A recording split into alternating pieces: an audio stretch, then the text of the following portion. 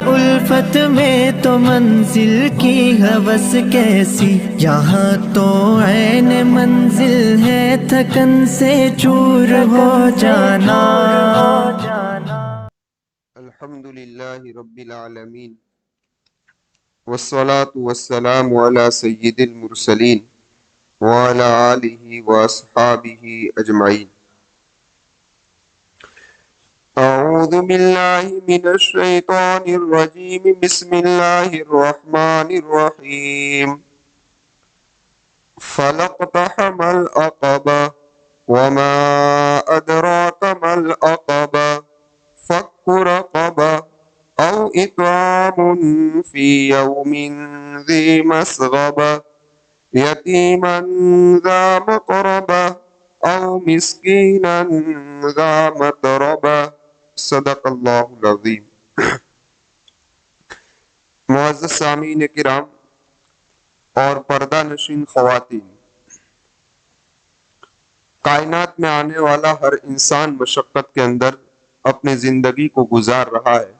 جس طریقے سے اس سورت کی آیت کریمہ میں اللہ تبارک و تعالیٰ نے فرمایا کہ لَقَدْ خَلَقْنَا الْإِنسَانَ فِي قَبَدٍ، کہ ہم نے ہر انسان کو مشقت میں پیدا کیا ہے۔ کائنات میں آنے والے جتنے انسان ہیں، ان انسانوں میں سے سب سے افضل ترین طبقہ اگر کوئی ہے تو وہ انبیاء کرام علیہم السلام کا طبقہ ہے، جو درجہ کمال کو پہنچا ہوا ہے۔ یہ مقدس اور معصوم گروہ بھی مشقت سے نہیں بچا، ان پر بھی حالات آئے، تکلیفیں آئی اور مصیبتیں آئی۔ اور اس کائنات کی سب سے افضل ترین ہستی اگر کوئی ہے تو محمد رسول اللہ صلی اللہ علیہ وسلم کی ذات گرامی ہے۔ آپ کی مکی زندگی اٹھا لو اور آپ کی مدنی زندگی اٹھا لو، ہر زندگی کے اندر آپ پر حالات آئے ہیں، آپ پر مشقتیں آئی، آپ پر تکلیفیں آئی۔ کہنے کا مقصد و خلاصہ یہ ہے کہ کوئی بھی انسان ایسا نہیں ہے کہ جس کو اپنی زندگی میں تکلیفوں کا، مصیبتوں کا، حالتوں کا سامنا نہ کرنا پڑا ہو۔ آگے فرمایا اللہ نے الم نجعل لہ عینین، کہ ہم نے تمہیں دو آنکھیں دی ہے، دیکھ لیجئے کہ کوئی باقی نہیں ہے اس کے اندر۔ وَلِسَانًا وَشَفَتَيْن، اور ہم نے ایک زبان بھی دی اور دو ہونٹ بھی دیے۔ پوچھ لیجئے کسی سے، آپ پوچھیں، ہر انسان سے تو پتہ چل جائے گا۔ پھر فرمایا اللہ تبارک و تعالیٰ نے وَهَدَيْنَاهُ النَّجْدَيْنِ، کہ ہم نے دو گھاٹیوں کی رہنمائی بھی فرمائی، یعنی دو راستے ہم نے دکھلائے۔ دیکھیں، نجد عرب کے اندر بلند جگہ کو کہا جاتا ہے، اور غور عرب کے اندر پست یعنی نیچی جگہ کو کہا جاتا ہے۔ یہاں دو گھاٹیاں مراد ہے، دو راستے مراد ہے۔ البتہ قرآن کریم نے فرمایا کہ وَهَدَيْنَاهُ النَّجْدَيْنِ۔ بعض مفسرین یہ فرماتے ہیں اس آیت کریمہ کے تحت کے اندر کہ اس سے دو قسم کی بڑی باتیں مراد ہیں نجدین سے۔ ایک کہ انسان عالم کی اصلاح کی فکر کرے کہ پوری کائنات کے اندر اصلاح کیسے ہو جائے، اس کی فکر اس کے اندر ہونی چاہیے۔ اور دوسرا اپنی روحانی ترقی کی فکر کرے، ایسا نہیں کہ لوگوں کی اصلاح کے پیچھے لگا رہے اور اپنی اصلاح کو بھول جائے۔ اپنی ذات کی بھی اصلاح کی فکر کرے، دوسرے کی بھی اصلاح کی فکر کرے۔ اور یہ دو کام کس طریقے سے انجام دیے جائیں گے تو اللہ تبارک و تعالیٰ نے ان آیات کے اندر اشارہ کیا ہے۔ الغرض آج جو آیات کریمہ تلاوت کی گئی ہے، ان میں پہلی آیت کریمہ کے اندر دو لفظ ہے، ایک ہے فلق تحم یعنی اقتحام، اور دوسرا عقب۔ تو اقتحام کسے کہا جاتا ہے اور عقب کسے کہا جاتا ہے، اس کے بارے میں کچھ معلومات حاصل کرتے ہیں۔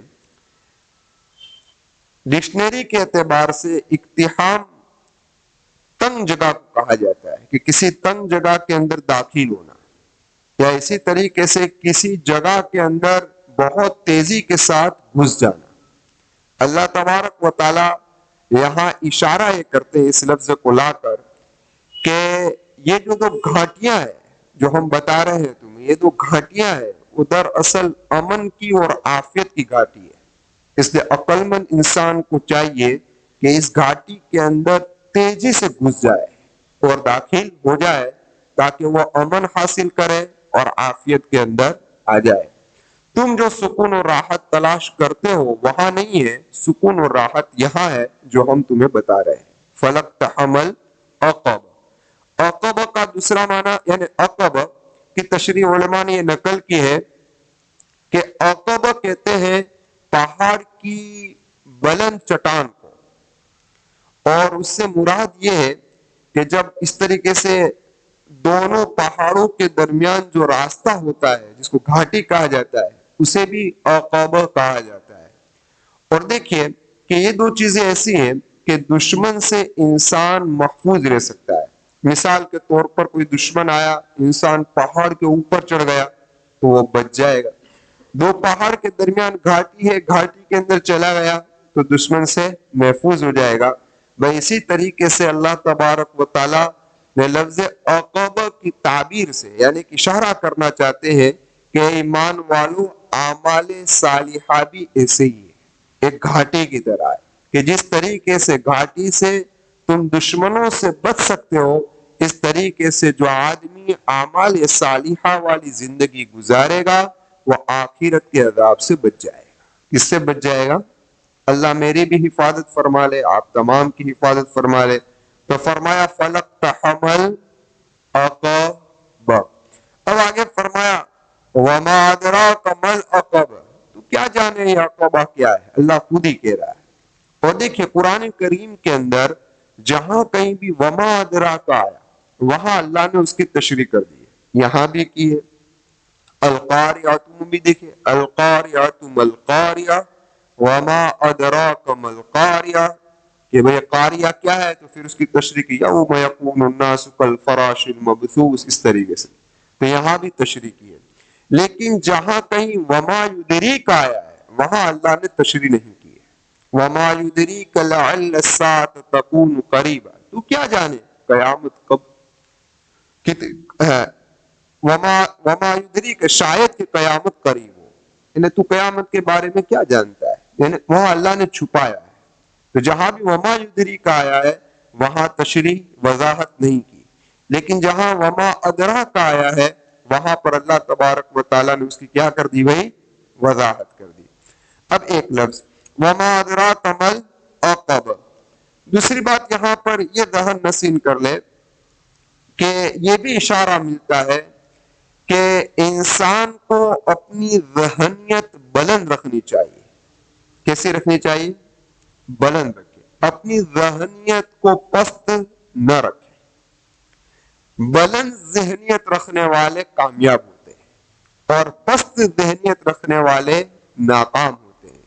پست ذہنیت خود طلبی، اپنا مفاد، اپنا مطلب، لالچ، ہرس، اس طریقے سے جس کے اندر یہ چیزیں ہوگی وہ ایسی زندگی ہے جیسے کہ حیوان کی زندگی ہے کہ جس طریقے سے کھاتا ہے، پیتا ہے، اپنی خواہشات کو پوری کرتا ہے، اس طریقے سے انسان جی رہا ہے. وہ انسان کبھی اعلیٰ مقام حاصل کر سکتا نہیں ہے. لیکن جس کی ذہنیت بلند ہوگی وہ انسان اعلیٰ مقام حاصل کر سکتا ہے. اس کو آپ ایک مثال کے ذریعے سمجھیے کہ ایک آدمی پہاڑ کے اوپر چڑھا ہوا ہے تو اسے سارے راستے صاف نظر آئیں گے اور نیچے کی ساری چیزیں صاف صاف نظر آئے گی. وہ فیصلہ کر سکا کون سا راستہ اچھا ہے کون سا راستہ برا ہے. لیکن جو آدمی پہاڑ پر نہیں چڑھتا اسے پتا نہیں چلتا کون سا راستہ اچھا ہے کون سا راستہ اچھا نہیں ہے. تو اس لیے جس کی بلند ذہنیت ہوگی وہ انسان کیا کرے گا بھائی؟ وہ انسان راستوں کو پہچان لے گا کون سا راستہ اچھا ہے کون سا راستہ بدی کا ہے. اللہ تبارک و تعالیٰ فرماتے ہیں کہ آؤ میں تمہیں وہ گھاٹیاں بتاؤں، آؤ میں تمہیں وما ادراک مل عقب کیا ہے اس کی تشریح بتاؤں. فرمایا فکو رقبہ، غلام کو آزاد کرو. کس کو آزاد کرو؟ جب قرآن کریم نازل ہو رہا تھا اس وقت بھی غلامی کا سلسلہ تھا، یہ کوئی اسلام نے شروع کیا نہیں ہے، اسلام سے پہلے بھی غلام ہوا کرتے تھے۔ اسلام جب قرآن کا نزول ہوا اس وقت بھی یہ سلسلہ چلا۔ اسلام نے تو غلاموں پر احسان کیا ہے، کیا کیا ہے؟ اور وہ جو طریقہ ہے اس طریقے کی اصلاح کی ہے۔ کس طریقے سے اصلاح کی ہے؟ کیونکہ آزاد آدمی اور غلام آدمی دونوں برابر ہو سکتے نہیں ہیں، اس لیے محمد رسول اللہ صلی اللہ علیہ وسلم نے ایسے طریقے بتائے کہ جس سے ایک آدمی غلامی کے زنجیروں سے نکل کر اپنی آزادانہ زندگی جی سکے۔ اس میں آپ ایک مثال کے طور پر آقا مکی و مدنی محمد رسول اللہ صلی اللہ علیہ وسلم نے فرمایا کہ جو آدمی جھوٹی قسم کھائے تو اس کا کفارہ یہ ہے کہ ایک غلام آزاد کرے۔ تو دیکھو غلامی سے نکالنے کا ایک ذریعہ بتایا۔ اس طریقے سے زہار کے موقع پر اگر کوئی آدمی اپنی بیوی سے یہ کہہ دے کہ تو میری ماں کی طرح ہے، تو میری بہن کی طرح ہے، یعنی جس طریقے سے میری ماں حرام ہے اور جس طریقے سے میری بہن حرام ہے اس طریقے سے تو بھی حرام ہے، تو اس کو کہتے ہیں زہار۔ تو زہار کے موقع پر بھی اللہ کے محبوب صلی اللہ علیہ وسلم نے یہ فرمایا کہ غلاموں کو آزاد کرو۔ اگر کوئی زہار کر لے تو کیا کرے بھائی؟ غلام کو آزاد کرے۔ اسی طریقے سے اگر کوئی آدمی غلطی سے کسی کو قتل کر ڈالے، وہ تو شکار کرنے کے لیے گیا تھا لیکن تیر کسی اور کو لگ گیا، گولی کسی انسان کو لگ گئی، کیا ہو گیا بھائی؟ تو اس نے جان بوجھ کر قتل نہیں کیا، انجانے سے قتل ہو گیا، کیونکہ ایک ایمان والے غلام کو آزاد کرو۔ البتہ کہنے کا مقصد یہ ہے کہ غلامی سے نکلوانے کے لیے محمد رسول اللہ صلی اللہ علیہ وسلم نے طریقے بتائے۔ اسلام غلامی کو پسند کرتا نہیں ہے۔ سمجھ میں آئی بات؟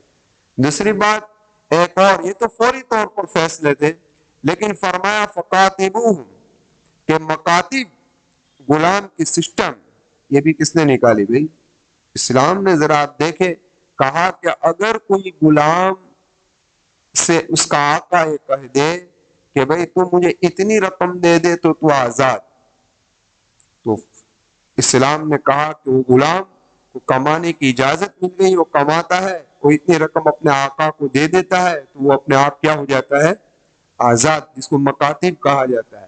خیر، ان مکاتبوں کو مدد کرنے کی ترغیب بھی محمد رسول اللہ نے دی۔ کیا دی؟ کہ وہ ایسے غلاموں کی مدد کرو تاکہ وہ اپنے آقا کو رقم دے دے جلد از جلد اور وہ آزاد ہو جائے۔ تو شریعت اسلام وہ شریعت ہے کہ جو غلامی سے نکال رہی ہے۔ اب آپ کو میں ایک دو واقعہ سناتا ہوں۔ حضرت عبد الرحمن بن عوف رضی اللہ تعالیٰ عنہ مکہ المکرمہ کے مالدار صحابہ میں سے تھے، لیکن جب ہجرت کی تو سب کچھ خالی ہاتھ تھے۔ مدینہ المنورہ ہے تو بالکل خالی ہاتھ، کچھ بھی نہیں تھا ان کے پاس۔ اب ذرا دیکھیں کہ ساری جائیداد، سارا مال، ساری دولت سب مکے میں چھوڑ کر آئے، کیونکہ ہجرت کرنا آسان چیز تھوڑی ہے۔ تو انصار صحابہ نے فرمایا کہ ہم آپ کی مدد کرتے ہیں، جب آپ ہجرت کر کر آئے ہیں خالی ہاتھ ہے، خلاصہ پیش کر رہا ہوں، تو ہم آپ کی مدد کر۔ حضرت عبد الرحمن بن عوف رضی اللہ تعالیٰ عنہ نے فرمایا نہیں نہیں، مجھے بازار کا راستہ دکھا دو۔ کیا کہا؟ کہ میں اللہ کے فضل کو تلاش کروں گا۔ اس لیے انسان کو چاہیے کہ کسی کے بلبوتے پر نہ رہے، اپنی ذات پر کھڑا رہے۔ کس پر رہے؟ کسی کی امیدوں پر نہ رہے، اپنی ذات پر کھڑا ہونا سیکھے۔ ہم کسی کے محتاج کیوں بنے؟ اللہ سے مانگے، اللہ ان کو روزی دیتا ہے تو اللہ تم کو بھی روزی دے گا، اور انشاءاللہ ضرور دے گا۔ جو اللہ کی ذات پر ایمان یقین رکھتا ہے، کیا بات دراصل یقین کی ہے۔ اسی یقین پر ایک واقعہ یاد آ گیا، ابھی تو میں آپ کو سنا دیتا ہوں، پھر مجھے یاد دلانا کہیں یہاں سے میں کسی اور طرف نہ چلا جاؤں۔ کہاں رکے ہو یاد رکھنا آپ، یہ تو اتفاقاً واقعہ یاد آ گیا۔ اب یہ واقعہ اگر بنایا ہوا ہے تب بھی اس میں ہمارے لیے نصیحت ہے، اور حقیقت ہے تب بھی ہمارے لیے نصیحت ہے۔ علامہ رومی رحمت اللہ علیہ کے پاس ایک آدمی آیا، اور کہنے لگا حضرت میرے پاس بکریوں کا ریوڑ ہے اور مجھے ندی کے اس پار روزانہ جانا پڑتا ہے، تو مجھے کرایہ دینا پڑتا ہے یہاں سے جانے کا، بکریوں کو ناؤ میں رکھنے کا، اور پھر میں دریا پار کرتا ہوں تو اس طرف جاتا ہوں، پھر وہاں سے جب اپنے گھر لوٹتا ہوں تو مجھے واپس یہ سب کچھ کرنا پڑتا ہے، آپ مجھے کوئی وظیفہ بتا دیجیے۔ کیا کہا؟ آپ مجھے کوئی وظیفہ بتا دیجیے۔ تو حضرت نے فرمایا بسم اللہ بول کے کود جاؤ۔ اللہ والے تو کیا ہوتے ہیں؟ اللہ والے ہوتے ہیں۔ کہا کہ بسم اللہ بول کر بس اپنے آپ کو اور بکری کو پانی میں ڈال دو، اس پار ہو جاؤ گے۔ دیکھیے اس آدمی نے بھی یقین، تو دریا کے کنارے یعنی کہ ندی کے کنارے پر آیا اور کہا بسم اللہ الرحمن الرحیم کر کے قدم رکھ دیا اور بکریوں کو رکھ دی، سب پار ہو گئے۔ کیا ہو گئے؟ سب پار۔ واپسی میں بھی یہی کہا، اس طریقے سے پار ہو گئے۔ کئی دنوں تک یہ سلسلہ کیا ہوا بھائی؟ چلا۔ ایک دن اتفاقاً ایسا ہو گیا کہ بکری والا بھی اور علامہ رومی دونوں ندی کے کنارے پر کیا ہو گئے؟ جمع ہو گئے۔ اچھا ٹھیک، اب ناؤ نہیں آ رہی، تو حضرت کی ناؤ نہیں آ رہی، اس پار جانا ہے۔ تو کہا کہ حضرت آپ ہی نے تو وظیفہ بتایا ہے، بسم اللہ بول کے کود جاؤ۔ کیا کہا؟ بسم اللہ بول کر کود جاؤ۔ وہ تو بسم اللہ بول کر کود گئے، یعنی کون؟ ریوڑ والا، بکریوں کو رکھ کر۔ اب حضرت نے بسم اللہ بولا اور کودے اندر، لیکن حضرت ڈوبنے لگے۔ حضرت کیا ہونے لگے؟ ڈوبنے لگے، وہ پار ہو گئے۔ حضرت جی پھر واپس آیا اور حضرت کو اٹھا کر پانی میں سے لے گیا باہر۔ کہنے کا مقصد یہ ہے کہ اس کو حضرت کی بات پر اتنا یقین تھا۔ کیا تھا؟ یقین تھا۔ تو اس یقین کی بنیاد پر بسم اللہ کے ذریعے سے پانی کے اس پار چلا جاتا ہے۔ تو الگت سارا مدار یقین پر ہوتا ہے۔ کس پر ہوتا ہے؟ آپ کو اگر مجھ سے عقیدت ہے اور میں اگر کوئی وظیفہ آپ کو بتا دوں، آپ کو اس پر یقین ہے تو آپ اس میں کامیاب ہو سکتے ہیں، لیکن میرے دل میں ڈگو مگو ہے تو میں کامیاب ہو سکتا نہیں۔ تو سارا مدار کس پر ہے؟ یقین پر ہے۔ اس لیے یقین کو بنانے کی فکریں ہوتی کہ انسان اپنے یقین کو بنائے۔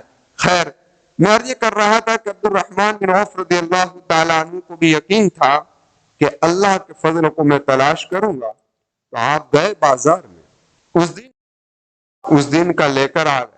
پھر اللہ تبارک و تعالیٰ نے ان کی تجارت کے اندر ایسی برکت دی کہ کتابوں کے اندر لکھا ہے کہ 30,000 غلام آزاد کیے۔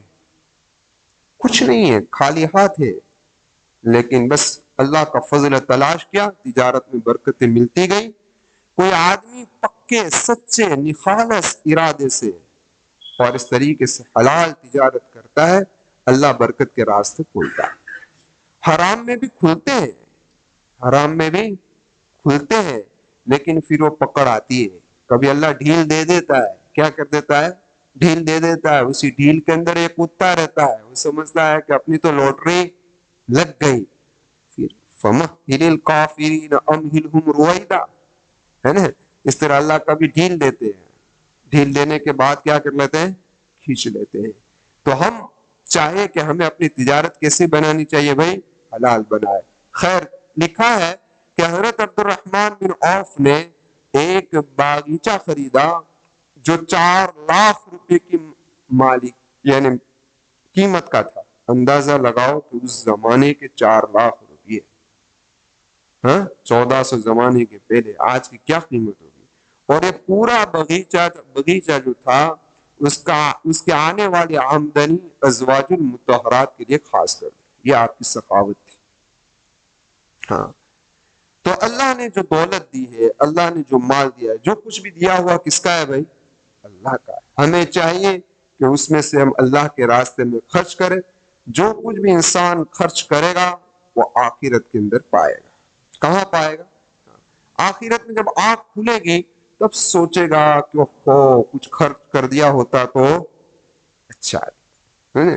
آدمی کو جب ملتا ہے تب پتا چلتا ہے کہ وہ زیادہ انویسٹ کیا ہوتا، تو کسی جگہ پہ انویسٹ کیا اور ملا تو کہ یار اس سے ڈبل لگا دیے ہوتے تو جب یہ انویسٹ جو دنیا کے اندر ہم کریں گے اللہ کی راہ کے اندر، جب آخرت میں ملے گا تب پتا چلے گا کہ 5% نکالتا تھا، 10% نکال دیے ہوتے تو آج لوٹری لگ جاتی، اور وہاں کی لوٹری اصل لوٹری ہے، وہاں کی کامیابی اصل کامیابی ہے۔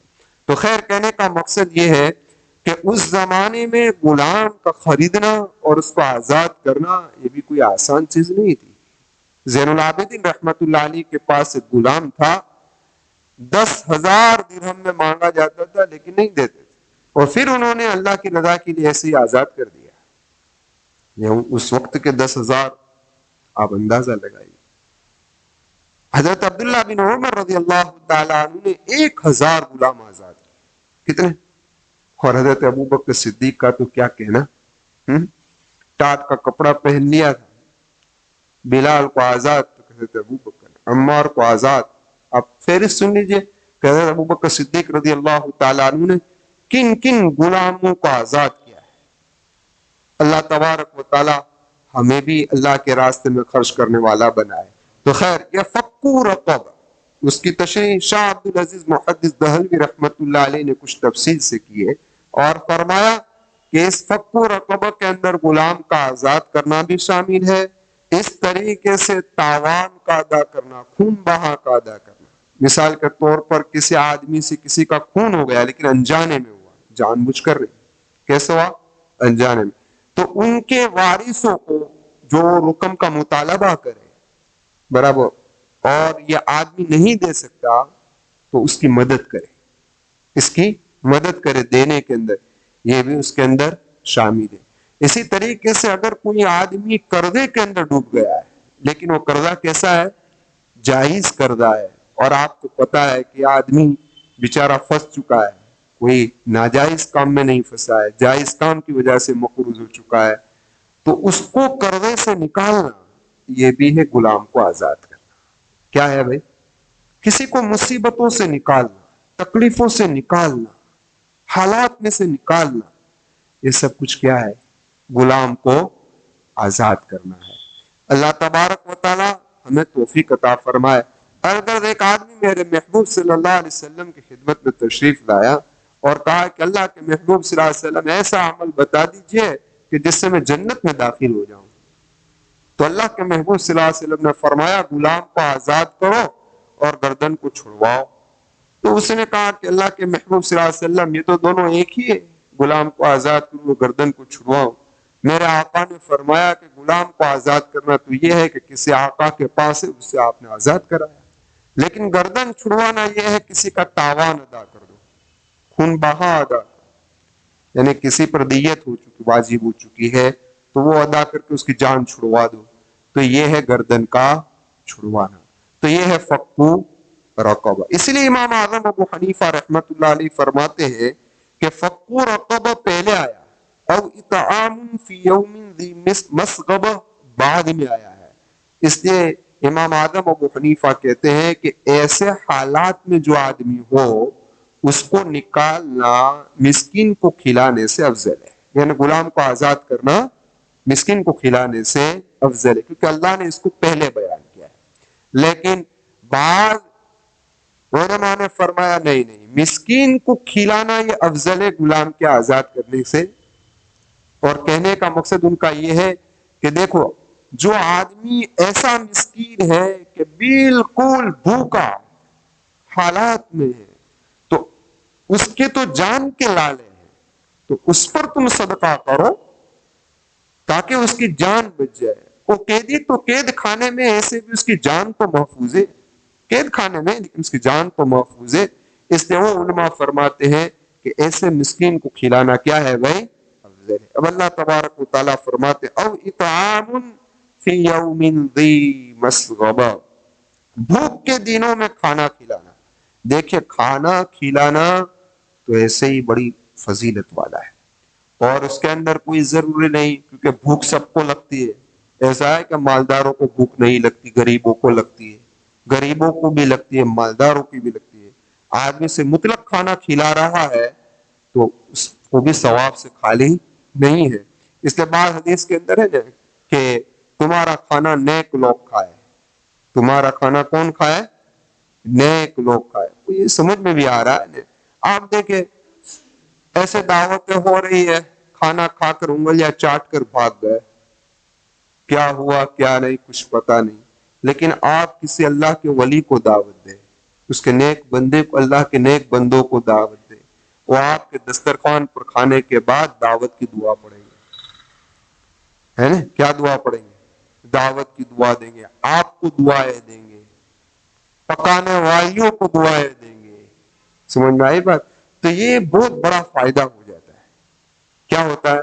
اس لیے لوگ اعتراض کرتے ہیں کہ حرم کے اندر کیوں خرچ کر کے ایسے چھوٹے چھوٹے بچے کو لاتے ہیں، اس سے بہتر ہے کہ کسی غریب کو دے دیتے، کہ بچے کا خرچ 25-30 ہزار کر کے عمرہ کرانے کے لیے آتے. لیکن کبھی ایسا ہوتا ہے کہ چھوٹا سا بچہ آپ کے ساتھ طواف کر رہا ہوتا ہے. کیا ہوتا ہے؟ آپ کے ساتھ طواف کرتا ہے، اور اسی طواف کے دوران یا اسی حرم کے اندر کوئی اللہ کا نیک ولی بھی ہوتا ہے.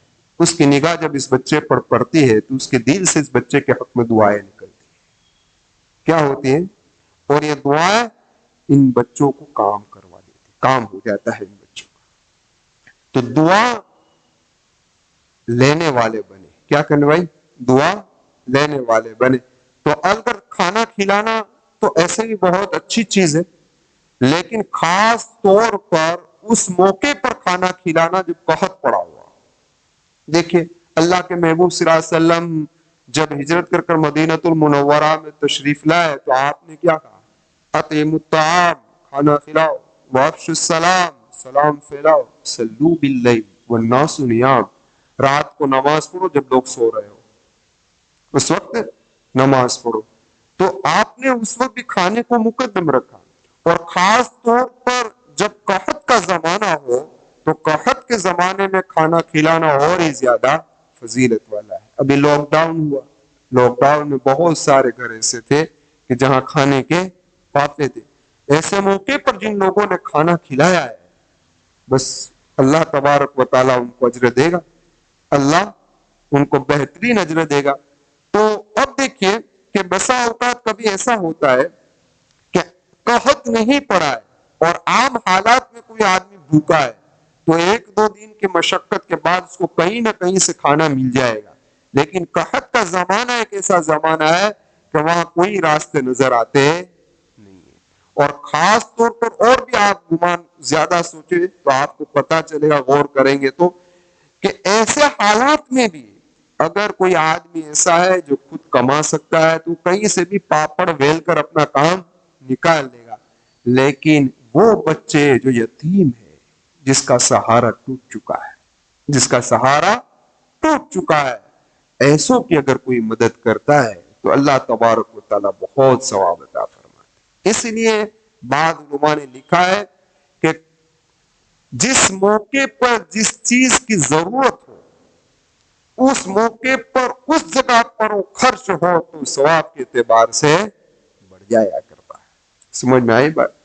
ایسے تو عمرے کی فضیلت ہے، حج کی فضیلت ہے، لیکن اس کے مقابلے میں ایسی ضرورت ہے کہ جس سے کسی کی جان بچ سکتی ہے تو آدمی اپنے پیسے کو وہاں سے ہٹا کر یہاں لگا دے تو یہ عمرے سے بھی بڑھ سکتا ہے. سمجھ میں آئی؟ تو خیر کہنے کا مقصد یہ ہے کہ اسی لیے قرآن نے فرمایا کہ یتیماً ذا مقربہ، ایسے یتیموں کو کھلاؤ جو تمہارے قرابت دار ہیں. قرابت دار یتیم کو کھلانا. دیکھو یہاں شرط لگائے کس کی؟ عام یتیموں کو کھلاؤ گے تب بھی آپ کو ثواب ملے گا، خالی نہیں. یتیم کی کفالت پر بڑی فضیلت ہے، لیکن خاص طور پر تمہارا قریبی رشتہ دار اگر کوئی یتیم ہے تو اس پر آپ توجہ دیں تو آپ کو بہت اجر ملے گا، کیونکہ اس کے اندر ریا نہیں ہوگی.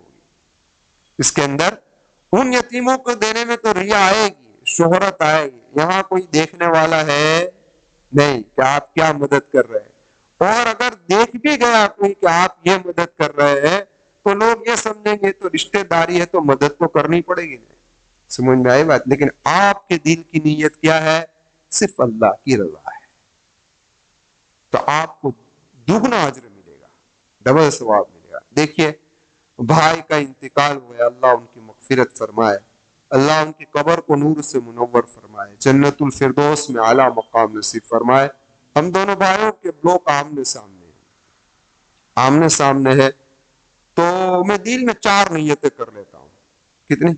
और आप जितनी नीयतें करेंगे इतना सवाब मिलेगा। भाभी है, बेवा है, तो बेवा की खैर ख्वाही की नीयत, बच्चे यतीम है तो यतीम की कफालत की नीयत, तीसरा पड़ोस है तो पड़ोस की नीयत, चौथा रिश्तेदारी है तो रिश्तेदारी की नीयत।